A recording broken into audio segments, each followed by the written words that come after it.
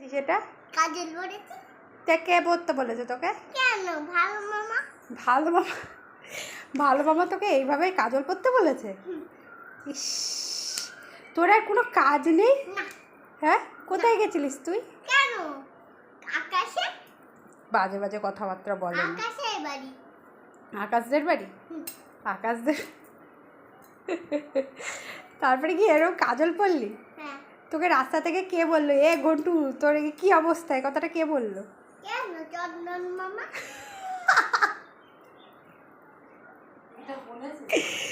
ই বাবা, ইস টোটোয় করে যাচ্ছিল?